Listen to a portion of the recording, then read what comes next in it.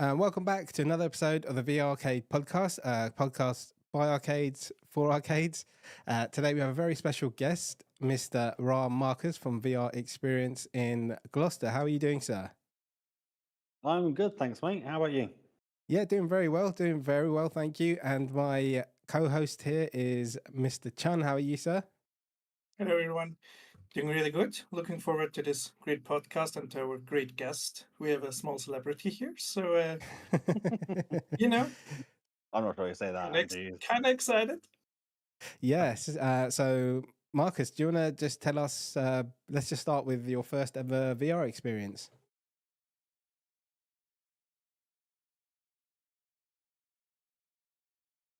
Hello. Oh. I think it just froze. Sorry, guys. Technical difficulty. Oh, hold on. Oh, hang on. Am I back? Yeah. Yes, you are. Am I back? Yes. Oh, my internet literally dropped for a second. Sorry about that. On my laptop, and the little Oh no. symbol changed. I was like, oh no. So sorry. Say what was the question again? The question was, what was your first VR experience? Oh no, I'm lagging. I don't know if you can hear me. I want to go with it anyway. Yep, so can hear you. VRXPerience. I mean, that's obviously the name of my business now. But I'll be honest. Like the main VR that I got into at the very start was the CV1. It was probably out for a good 6 months before I picked one up. But I desperately wanted one. Finally got the money together to do it, because when you've got kids and whatever, it's, you got to prioritize your bills or whatever. But grabbed one. And loved it. Thought it was great. Thought it was amazing. The facial interface with the spongy thing was all horrible. And now you look back on it and you realize, yes, it didn't look great. But the experiences were just mind blowing compared to anything else you've previously had. Maybe sort of, I guess, maybe I tried like mobile phone type stuff before, but that's not the same. It's just not the same. And then it really kicked off, I guess, when the Oculus Go came out. And that's kind of where I got my little bit of traction and YouTube channel and all that sort of good stuff. But kind of always been interested in tech, been a big gamer my entire life. Even as a teenager, I remember spending like hours and hours playing games. It's always been something I've been into. And what came first? Was it your YouTube channel or the arcade? So YouTube, yeah. So 2019, the arcade opened, but kind of, I don't know how many years before that we started the YouTube channel. I guess it was like 2017 maybe. So maybe I had a good couple of years maybe of doing the YouTube. Basically when the Oculus Go came out, I had a few YouTube videos on the channel, but it was just kind of like random stuff from all over, whatever. But then when the Oculus Go came out, it was like 200 quid, and I was like, I'll grab one of those. Thought, well, I quite like this. I'm going to make some videos about it. And no one else was really doing it. No one else was really doing the videos on the Oculus Go. So I was like, well, that's my niche now. And I almost became known as the guy doing the Oculus Go videos back when there was only like a handful of VR creators. And it kind of really took off quite well. I think I got myself to sort of 18,000 subs, and it's still sitting around there. Although, like I was saying to you guys earlier, every time I post a video now, I actually lose subscribers because people remember I exist. But it's nice to still get, even now when I post something, people remember me. They're like, oh, great, it's great to see you, Marcus. Love your videos. You're all my favorite YouTubers. You get that. It's great. It makes you feel amazing. So that was all good fun. The Oculus Go was what really kind of took off my channel. Mainly because the space that I had to play VR was actually quite small. So the Oculus Go, not having it sixed off and having to move around too much, was actually perfect for me. So what then made, how did you start opening a VR arcade? I mean, you were, having a YouTube channel and doing quite fine, I guess, with the viewer numbers, as you mentioned. So what made you think, let's go and open up an arcade then? So this long story short, I worked for a bank for 16 years. So I did like internal communications, websites, design, that sort of thing, and talking to colleagues about the business. I got made redundant after 16 years, so they gave me a check. I had this money. I did start my kind of own sort of 360 business. So I bought myself a nice 360 8K 3D camera called the Insta360 Pro 2. And did some virtual tours. I did a couple of wedding videos. They were all amazing when you watch those back in like the Oculus Go and stuff like that. brides were in tears when they were watching them back. But it was a real hard sell. It was really hard to sell. And I was actually in London doing a short film with the VR camera. And while I was there, I was kind of like, I've always fancied having a shop of my own, but I've never really known what to do. And because I was in London, there was VR arcades around. I was like, that's what I want to do. And no word of a lie, this was in like August 2019. And then November 2019, the arcade was open. So it's like one of those things where I'm a bit sort of like laser focused on things. When I get my heart set on something, I go for it. And I'm very sort of detail orientated, and I like to research everything. I like to know what I'm doing before I do it, sort of thing. That's a blessing and a curse for everything, but I like to. But yeah, a lot of things kind of fell into place quite conveniently, sort of thing. A friend came into a bit of money. The landlord of the premises where we are here, he was interested about being a partner. So and because he was a bit of a property developer, he was able to kind of turn the property around to make it kind of how we needed it, really quick. So yeah, we super quickly got the kind of arcade up and running. I mean, from August to November, that's a quick turnaround for anything. And how did you come up with the name? I think, I'll be honest, when I first started, I wanted to go with VR Extreme. That was kind of my idea, but then after I started talking to people, people felt that was a bit extreme. As in, I wanted, my vision for the arcade was always making it very sort of family orientated. So my arcade looks a little bit different to a lot of other arcades, where a lot of other arcades, they have neon lights everywhere and it's kind of dimly lit and that sort of thing. That's not my arcade. Mine's nice, bright, open, big, bold colors, and sofas that the parents can sit on and stuff. And it's kind of more of a kind of family kind of center. Yeah. So I kind of ended up switching the name, thinking I still wanted that kind of VRX something, and then VRXPerience. Well, that just made sense because people can come and have a VR experience. And then all I've done really is just taken the E off the experience and pop them together, and then VRXP becomes the short name for it. Yeah. Which works quite well. Yeah, I did notice the XP is pretty cool. Little touch there. Thank you. I guess technically XP stands for experience points, so kind of doesn't work, but no one ever questions it. I mean, then again, Okay, it that's works because we're in the game business, so Yes. I get to say VRXP rather than VRXperience, which is a bit. But when you have to kind of, to be fair, when you have to explain the name a little bit, you do have to kind of explain that the VRXperience. We take the E off, put them together. So it's a bit confusing for some people, but it's worked quite well. Because then the good thing there is, in any like Google searches or anything, when they're searching for a virtual reality experience, my company is called Virtual Reality Experience. Mm-hmm. So perfect. I'm smashing those CEO scores. Yeah, that's really good. So you mentioned that you opened up pretty quickly in a few months, and were you already experienced in the other stuff and the other hardware besides your Oculus Go, and did it help you opening up everything so quickly? Yeah. So I mean, I'd had a CV1. Had I touched a Valve Index? No. I tell a lie. I then, because of my YouTube channel, I'd already got the Quest 1. Mm-hmm. Quest 2, I don't think it'd come out yet, because I remember doing the video while I was at the arcade for the Quest 2. Obviously, the Rift S came out, because it came out at the same time as the Quest 1. And to be fair, the Rift S became our primary headset. So when we first opened, I've got 6 racing seats. They all had the Rift S. Then I had 4 gaming stations, room scale. At the time, I only had 4, and they all had the Rift S as well. But there's a little bit of kind of conflict there with kind of software that makes it a bit of a pain to use in an LBE setting, because Oculus software likes to take control of certain games and apps, so it just makes it a pain. So I wanted to replace those as soon as I can. Didn't matter about the racing, because that's just one game. Sat down playing it, doesn't really matter. But with the gaming, when people are changing their games themselves and that sort of thing, it was becoming a hassle. Also, I did want the Valve Index. So as soon as I had enough money built up, I then bought the Valve Indexes for all of them.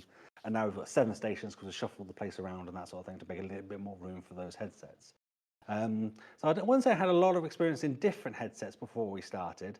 But I'm very sort of technically minded. Like, I can build a PC, everything in the arcade. So the branding, the website, videos, any graphics, every single bit of software, bit of hardware, whatever I've installed and put together myself.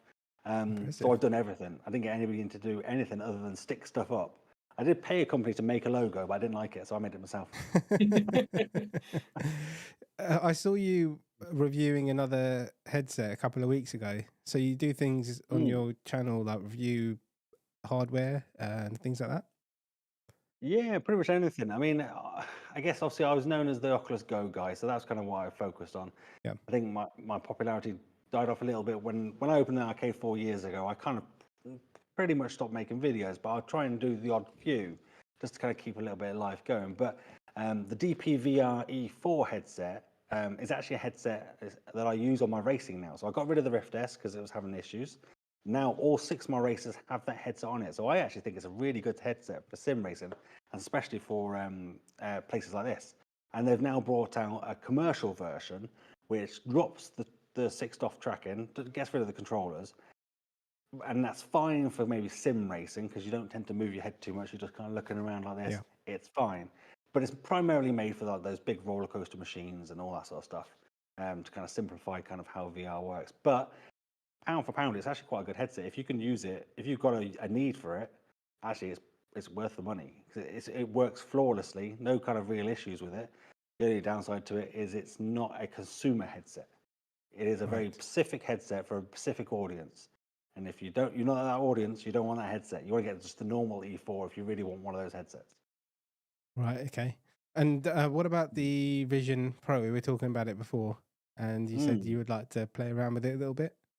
I'd love to play around with one. Obviously, because I don't think it's available in the UK yet, so we've not had many people kind of really walking around with them or anything like that. I've not seen one, and like you were asking, no one's really asked me about it either. So yeah, because we do get asked about VR headsets all the time, because when kids or adults or whatever play, they're like, "Oh, I fancy one of these for my home. What would you recommend, or what do you think about this headset that I've seen, or whatever?" And I give my honest opinion on them. But no one's asked me about the Apple Vision Pro. I'd like to play with it. I couldn't afford one. That is a serious chunk of change. Yeah. And I ain't got the money for that. But I would like to play with one if I ever got my hands on one. But then saying that, I'm not an Apple guy. I'm an Android guy. So Same. the whole ecosystem I'm not even part of. So I feel like I would miss out a little bit on kind of some of the features of it.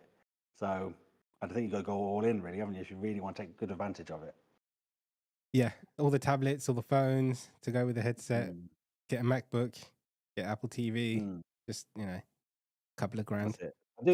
I do have a Mac Studio, but I use that just for literally rendering 8K VR180 video, because I've got a Canon R5C with a fisheye lens for VR video. Nice. I've hardly used it. It hurts me every time I look at it because I've hardly used it. But the Apple Mac Studio just chews through the footage. Nothing else chews through the footage like that. It's just an M1 one. But that's the only Apple thing I own. Everything else is Android. Got a Note, not a Note, an S23 Ultra, Android tablets, even Windows PCs and stuff. I'm not an Apple guy. I was a long time ago, but I learned my way. So then, after opening your arcades for the first 2-3 years, how did it go? What helped grow your business and get to where you are? Today. So let's take ourselves back to 2019, November. Beautiful. Nice 3 months going. Business is going great. We're thinking, this is great. Me and one of my business partners thinking, this is great. We should open another one of these. So we actually went to a neighbouring town. We had a little look around. Oh, that was a good unit. And then like a month later, what happened?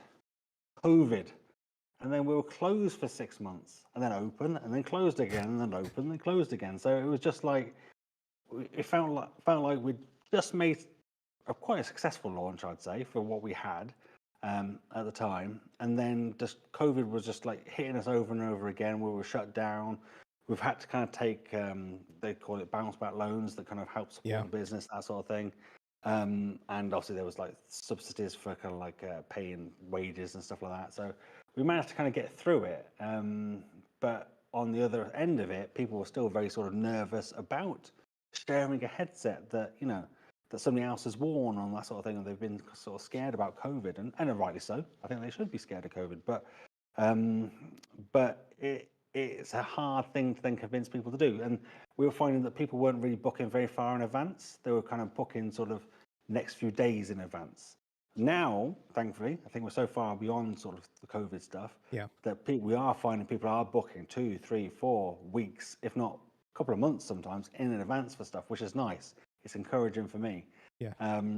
But yeah, after that, we were getting, it was like we would look at the weekend and we think, oh, there's nothing in there. And you get to Friday and then it starts filling up. You're like, oof. But that's kind of how it was. And it kind of feels like it's been like that for a while. So COVID's really done us in. I felt like we really had a really good start. We were so confident in it. And then, although we have had steady customers, and it's in the weekends, the sort of Saturdays in particular, we can be booked out start to finish almost. I could do with a bigger place, 2 or 3 times the size, just for a Saturday.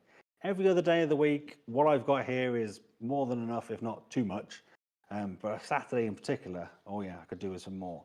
And that's a lesson to learn for the next one, really, if we ever hopefully open the next one.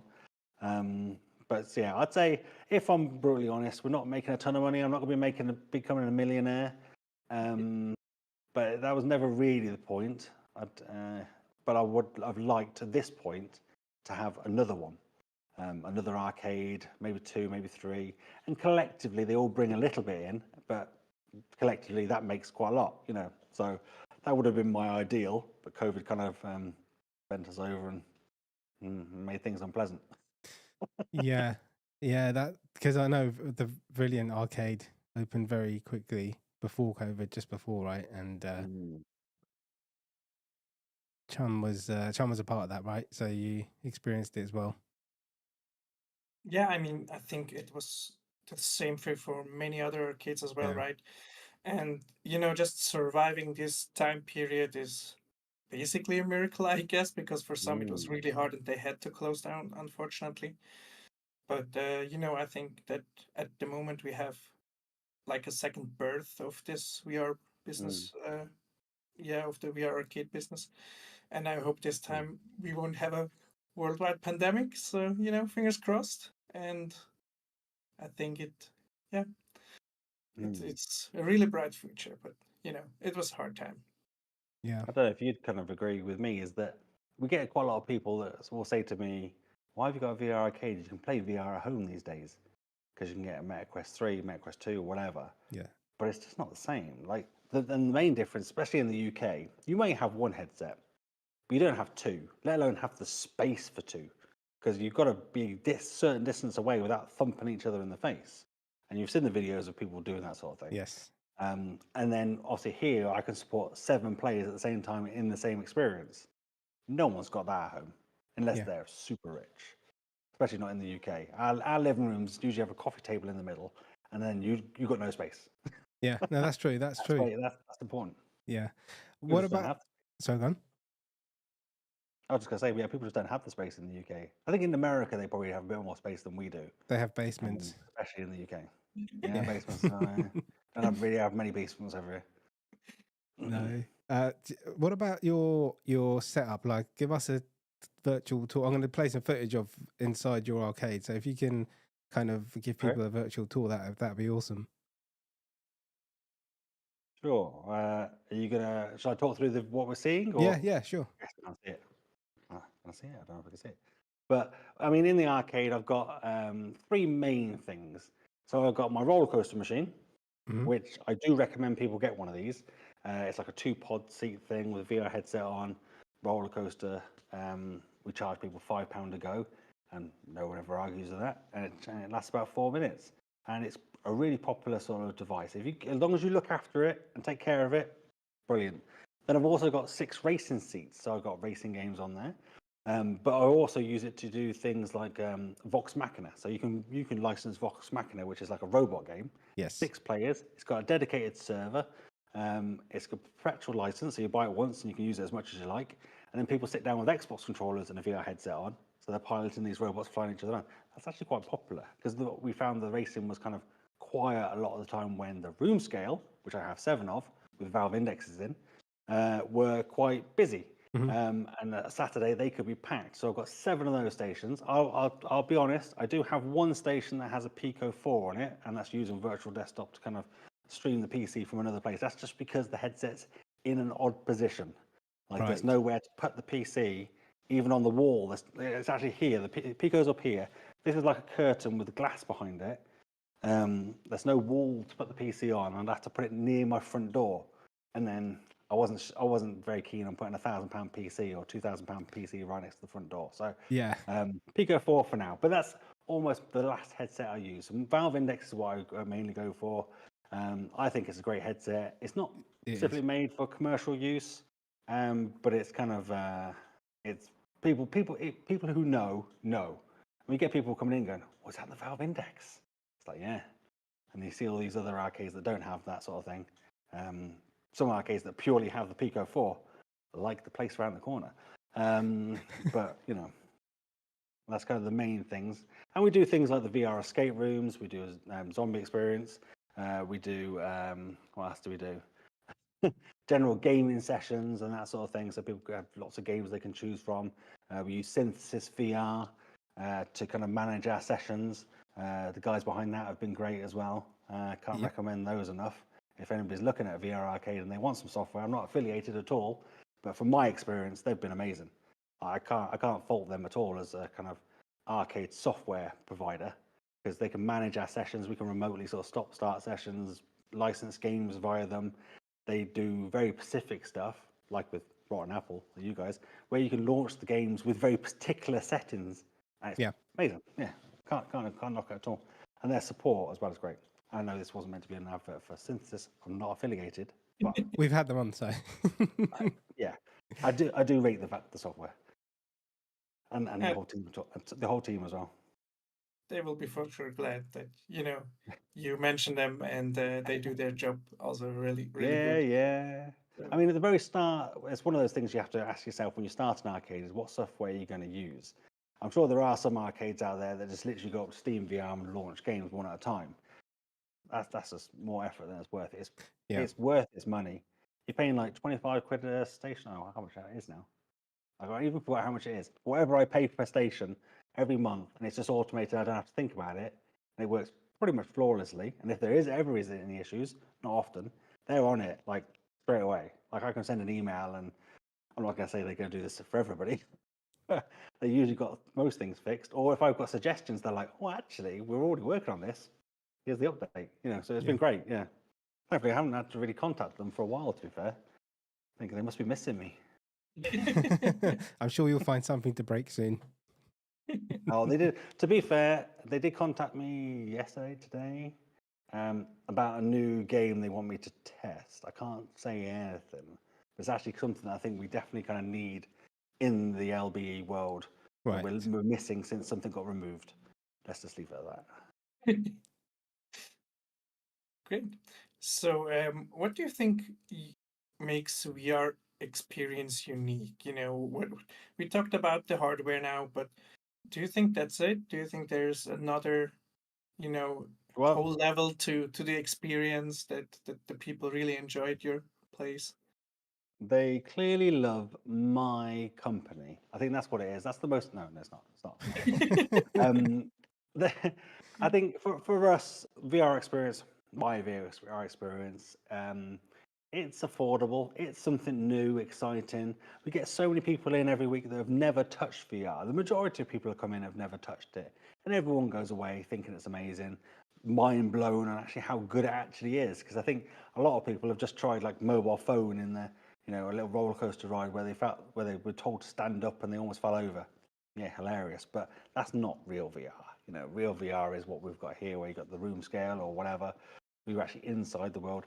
And I think for us, what we tend to focus on is the multiplayer stuff. So we get a lot of single player people coming in that have a quick race or do a session on their own, or a parent or a child where the parent sits down on a nice comfy sofa, which we have, and they watch their child play. But most of our sessions are 2, 3, 4, 7 players, whatever, and people are playing together. So their minds are blown when they do a VR escape room, and they get to actually see each other in the virtual game. They can hand things to each other. Yes. Even though they're not next to each other in the real world. They can hear each other over the headsets, and it sounds like you're right next to each other. Their minds are blown. Like the escape rooms we got, we run the AR/VI ones, and they're great. But they can be exploring Alice in Wonderland together, picking up hats, putting them on, going, "Oh, does this work? Does this look good on me?" You get some hilarious stuff, and they all love it, even if they fail them, which doesn't happen, to be fair, too often. I tend to kind of help people along if I need to. I think, Yeah. so it's and like I said before, my arcade looks a little bit different to a lot of other arcades. I don't have all the neon lights everywhere. I've got a little bit of RGB.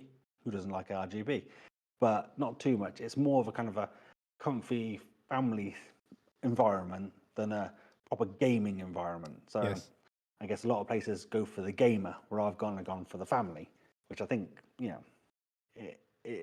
those gaming centres are still getting those families, but that's kind of what I'm mostly aiming at. Yes. So. Do you have? I mean, we were talking about competition and things like that. Is there many arcades around you?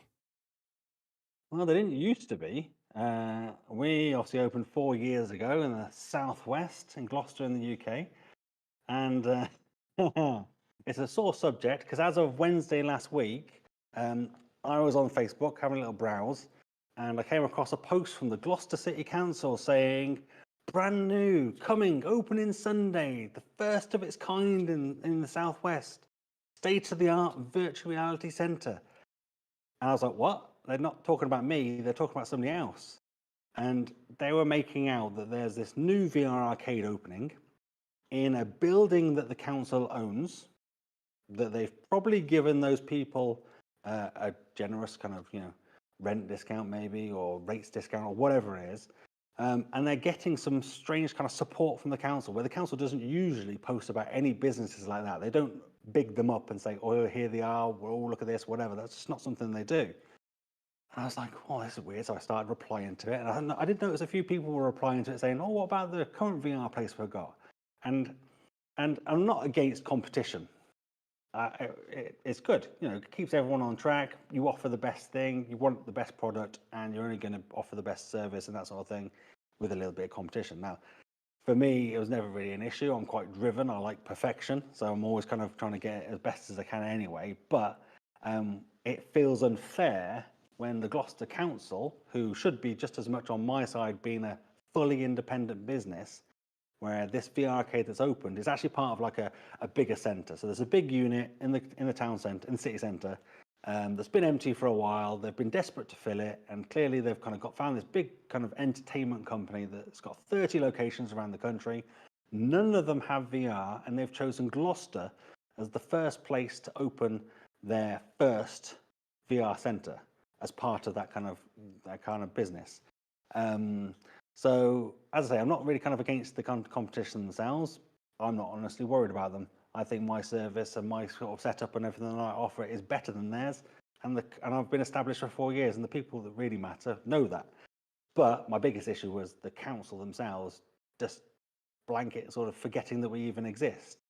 They could have said something. They've advertised this company now, and it's been posted in all sorts of different sort of business websites and all sorts of stuff, making out, even though I guess the owners of the arcade themselves are saying this sort of thing as well, that they're the first of its kind in the southwest. And that's not even true just for me. The southwest includes things like Bristol, which isn't too far away, and they've got VR arcades themselves already. So there's been plenty of them. So that's my battle that I've been fighting. It's been it's made me lose even more hair than I already have. I don't have much as it is, and obviously kept me up at night. But I've kind of put a positive spin on it, I think, for myself, and we are kind of doing what we need to do. I don't know if you guys know Shane from SideQuest VR. He's kind of joined my cause. That guy is like an absolute legend. He's one of the most generous people I've ever met. And when he's got your back, he's got your back. And so he's helping me kind of get in contact with MPs, kind of push this narrative, that it's unfair that we're just being dismissed, even though we're a truly independent business, and the council should be recognising that and supporting us. And also, one thing to kind of say is that the VR arcade that is opening is literally 5 minutes down the road from me. So, and when I say 5 minutes, I mean a 5 minute walk, and I'm not even exaggerating. I'm on a Southgate Street, and they're on Eastgate Street. So you can imagine it's like a cross. So we're up there, down there, and they're there. So they're not even far away. And there are in the UK in particular, there are not very many cities or towns or anything that have 2 VR centres, because there's usually not the market for it. And only places like London or Birmingham, maybe even Bristol, and sort of those bigger cities can kind of support it. But Gloucester's actually quite a small city, 130 odd thousand people. So it's not a big one. Gloucestershire itself is a bit bigger. It encompasses a bigger county, and it's maybe sort of 600,000 people. But as I say, I'm not rolling in the money. I would say, like, apart from our Saturdays, we're very quiet. So there isn't the market for a second VR arcade. It doesn't also help that their name is very similar. So we're VRXPerience, and it says, well, you probably can't see it because it's up there, Experience. They're called VR Extra. So it's going to be a bit confusing for people that in Gloucester, they've got 2 VR places that are called VRX something. Yeah. The blessing for me is that they do charge a lot more than me. They're almost charging London prices. And my service offering that I've got, the equipment that I have, and the experience that we have. We've been here for 4 years doing this. We've learned and changed and adapted the business as we've gone along, very specifically to the world of the city of Gloucester, tweaking our business model and everything. So we've got that experience. So when people come here, they know they're going to get a very solid product that's experience that's kind of better than anything else out there. And I'll guarantee our experiences are better than theirs, even if it's just me that's doing it that makes it a better experience. Because my passion for it, VR is me. Yes. I've now been into VR for 2017, whatever. So at least talking at least 7 whole years, if not longer. I can't even remember when it'd be longer, I guess. But it's my entire life, So I live and breathe this place, and it's personal to me. Like they're obviously, as I say, they've got 30 locations around the country. They've also got a big, huge marketing budget, and then the council has given them this extra support, making out that we don't exist. Yeah. Thanks, council. So we're Shane and I are going to ruffle some feathers a little bit. We'll see. But we're not taking this lying down. But as I say, I think I've personally not got anything to worry about from a business point of view. I think they're going to have to change to something else at some point, because they're not going to make any money out of that place. Yeah, I guess it feels unfair, but I think you guys still have the advantage, right? As you mentioned, the experience you have, that you know what you're doing, and you're not new. And even if they get a shout out, I think you guys are, marketed even towards the guys who are new to VR, and then also offering a better price is, also good in that category. So yeah, I wouldn't worry that much as well. But I think it is good to have some competition, and maybe you will learn a few things. Maybe not directly from them, considering we are, but maybe some other stuff. But marketing stuff, whatever. So I think it's always good to, yeah, it'll keep me on my toes, make sure I'm not getting lax. exactly. And to be fair, if anything, it's put a little bit of fire under me. Not saying that I was kind of slowing down or anything, but 4 years in and the business not progressing, it does take this toll on you, as you can tell with the haircut or the hair, lack of hair. But it's kind of made me go, oh yeah, let's do this. And we've got something to fight against now. So it's kind of actually quite sort of motivated me quite a lot. And to be fair, it's encouraging, because I've had customers come in. There was a lady came in today with her 2 sons, and she was like, "Oh, I saw your post. I didn't know you existed until saw this post from the council, and then noticed all the comments and stuff." And she goes, "Oh, well, I clearly just wanted to support you." And then she went on a rant about how she didn't like the council. I'll tell you what the big. And that's the second time I've had a conversation. Yeah, I mean, your passion really does show, and I think that's going to be where you stand out. You're like a bit small business owner, and as soon as someone steps through the door, they're going to see it straight away. So I think that's a massive, unique selling point compared to someone who's just compared to like just a normal employee, especially since they're new as well. So people are still learning, and as soon as someone walks in and talks to you, you know your VR inside out. So that will definitely Mm. show. And you guys will probably know that the technical issues that can happen with VR and anything PC based is just infinite. Every day something new happens, and being tech savvy like I am and knowing the stuff inside out means I can fix issues as fast as anything. Even my Yeah. staff have been with me for a good few years. They're always surprised when they're like, "How did you know to fix that?" I'm like, "Well, I just knew." Is it Or true if it that all else fails, just turn it off and on again. is it true that the longer your beard gets, the more knowledge that you have? Oh, absolutely. Yeah, I must be like the most wise person ever. Like a level 50 Gandalf. Yeah, Yeah. just go stand outside the front of that VR arcade and say, "You shall not pass." Yeah. Nothing like a bit of guerrilla marketing. Well, it might happen. You never know. Watch this space or watch my YouTube channel, because if anything will happen, I'll tell people about it. So I think it's quite good fun to share this sort of thing anyway. Yeah. And people were kind of, I did post the kind of the video that I put out a video on Saturday, Saturday,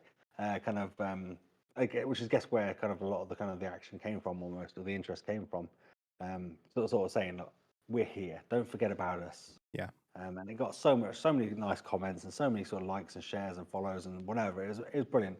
And I put it on my YouTube as well, so people could easily share it and that sort of thing. But I will put together a bit more of a kind of, I guess, kind of like what we talked about here today, an actual explanation about what's happened, because it was kind of a bit sort of backhanded and not directly talking about certain stuff in that initial video.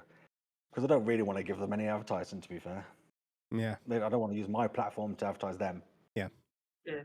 Yeah. Totally understandable. Completely. And on the topic of marketing, I mean, you definitely know your way around the videos and how to, create content and stuff. But do you also do other stuff for the arcade? Do you have some loyalty cards or stuff like that? So we did do loyalty cards when we were very first open. So the first few months we offered loyalty cards, and it was a stamp thing. And it's probably something I will start to introduce again. The reason why I stopped doing it really was probably just because of COVID, because it became really weird to get people to kind of keep coming back, and they would take so long to redeem something or use it or get stamps, and it was just becoming a bit of a mess. So I think now it's kind of settled down. I think it's something worth kind of reintroducing. We still got the little stampers. They were like little VR headsets when you stamped it. It was quite cute. So I maybe just design some new loyalty cards. We don't do those yet. So my main marketing is social media channels. So we put out posts on social media all the time, get a decent amount of likes on all the stuff, more than probably a lot of other people do. I think we've got some nice loyal followers, which, like, I guess some of them are people that have followed me on YouTube. They'll follow my Instagram posts and they'll like them as well. Just kind of help the business out, which is always nice. We've got some digital signage around the city centre. So there's a few sort of digital signs that flash up with our kind of video. And they look great at night time, because you can imagine we do kind of lean a little bit more into the gaming kind of neon sign type thing, but it just flashes up in front of you. It's all flickering, and you've got some people playing some games and stuff, and that's always good. Being on the high street helps. So the front of my shop is literally on one of the main streets, so Southgate Street in Gloucester. So that's almost marketing in itself. It's got a nice big video screen in the front, sort of things that we get people literally stopping, and they'll watch this for like 15, 20 minutes sometimes, and it only goes on for about 3 minutes, but they'll sit and watch this video of all these people playing and laughing at them and all that sort of stuff, with trailers and stuff going on. We've done a lot of other things. We're like, I found out today, people were looking at my CEO and were like, "Oh yeah, it's really good." And I was like, "Oh, is it really? I thought it was terrible." But then, no, you're like top of everything. So I was like, "Oh, great, brilliant. So we're doing something right." And then I've restarted my Google Ads recently, but that's more kind of just to help keep me in that list if anybody searches for VR. Other sort of advertising, there's like local sort of booklets, like directory booklets that go out. We've been in that quite a lot. I've stopped it recently, a few poster things. But mainly, I'd say a lot of it comes down to word of mouth. So offering the good service I have and having the banter with the people and whatever, and giving them a good kind of experience is kind of my priority. And then when we get a group of kids in here and they all love it, and then they go away and then they come back with another group of friends for their birthday, and then they go away and they come back with them. I like that sort of marketing, showing them what the VR is, encouraging them to kind of just, share that kind of story with other people, their experience, and how great it really was. Because a lot of people, as you guys will know, just don't really appreciate what VR really is. They think it's just either just video games or just a roller coaster, or they've been just been stuck in a roller coaster, standing up, and somebody's been pushing them, so they just put them off completely. It's not that. There is so much more to it. Yeah, word of mouth is... Sorry, Chan.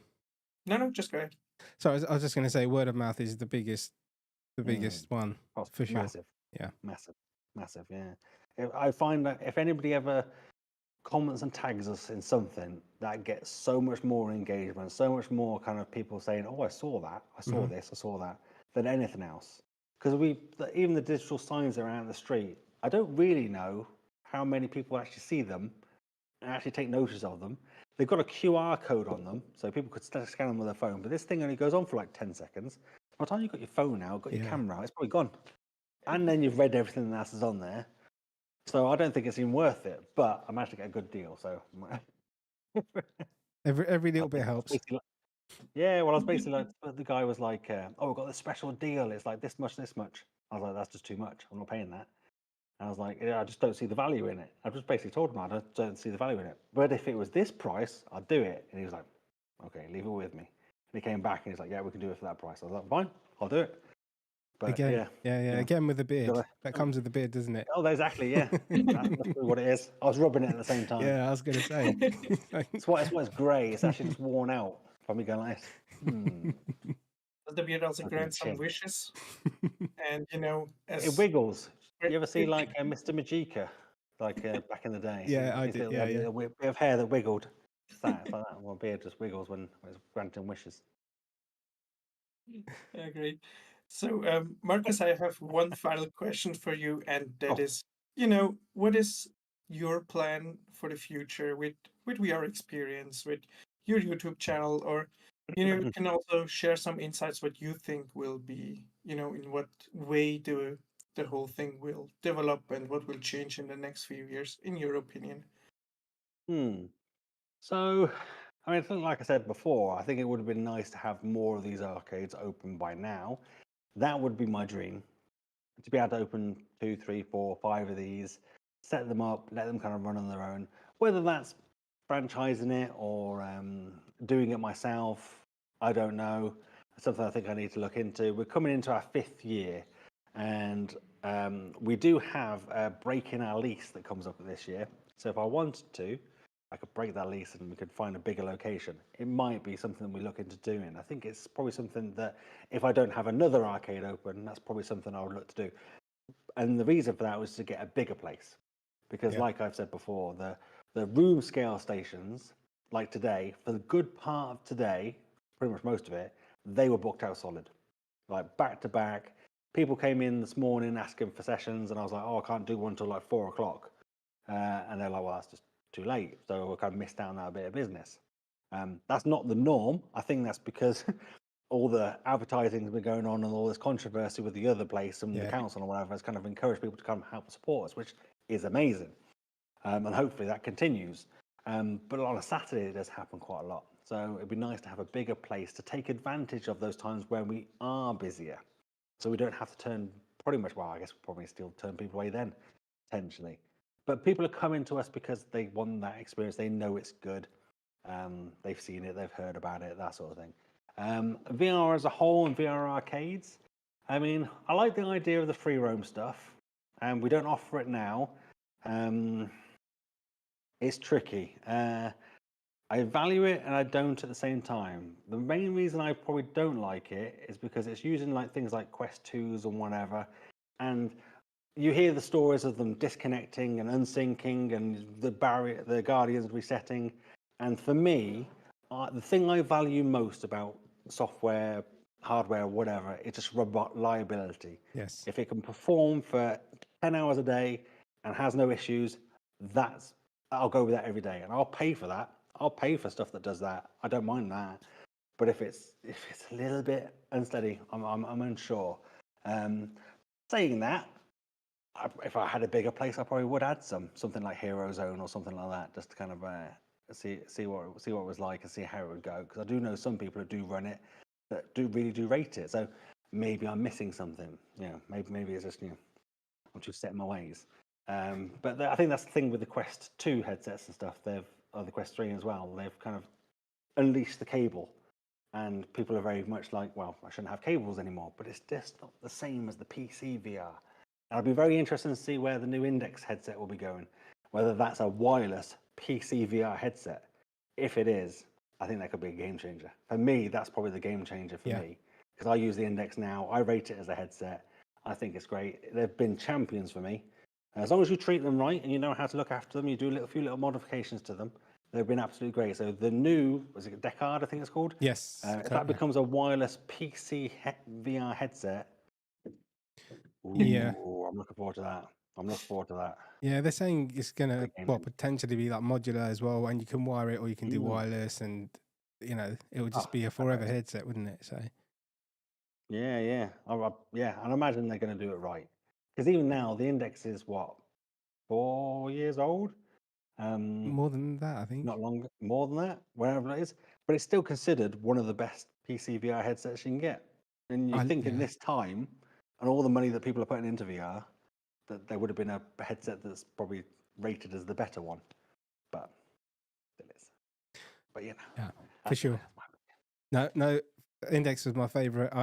I sold it recently. And I noticed, do you know where I noticed the biggest difference was playing games like Population 1? Because when I did get the Index from the Quest 2, I was like 50% better instantly. And that goes to that in my mind, it's like, I don't really play these games that often. It's just sitting there most of the time. And now it's gone. I'm like, no. And everybody that I know that had an Index and sold it told me they regretted it. And in my mind, I convinced myself that I wouldn't, but I do when it comes to shooters, especially. Yeah, and that's the thing. Like almost people that come into these VR arcades, they have no preconception. So whatever you give them as the experience is what they'll take away as what VR is. Yeah, it's true. So Very it ends true. up being a bit air. They're going to think it's always air, but you want to give them the best. Hence why I grabbed the Index headsets, and we swapped out the Rift S, and then I swapped out the Rift S to the E4 on the racing, because it's just a better headset for that use. So it's about offering an experience that most people can't get at home. If they can get a Quest for 300 quid, VR arcades have to stay one step ahead of the game. And I guess the Decard will be that headset for, I think for me at least, that I'll look to kind of keenly keep an eye on, I think. I don't think there's been any... They don't really make many commercial-based headsets, to be fair. They're all kind of consumer stuff. The only thing you can call close to a commercial headset these days is like the Vive Focus 3. And I've got some opinions on that as well. So, well, I think HTC would me if I shared them. I know you have you have you have to go and do an event and banter or something. You were saying, right? Oh yes, at 10. What time is it? 9:20. Yeah. So at 10 o'clock. So banter. I don't know if anybody wants to come join me. If they can do. If you sign up for banter, it's made by the people by SideQuest. And every week I do an event called Tush Push Scramble. So I've made a space. So I've actually used Unity. I'm a complete novice, complete novice, but I've kind of got a passion for it, obviously. So I've created my own little world. It's a little bit like a Fall Guys, and your avatar, a bit like a VR chat type avatar, has Boneworks type physics. But I've done something special to the characters in the game that you can kind of nudge into someone and it pushes them away. So it's like this obstacle course that you've got to get to the end and set a timer. And the Kind Bee people at Banter sponsor it every week, and they give away a free game key. So if you want a Quest game key, download Banter for free. Come play this event at 10 o'clock tonight, and then you could win yourself a Quest game if you set the fastest time. And the space is always up there that people can kind of go on and play.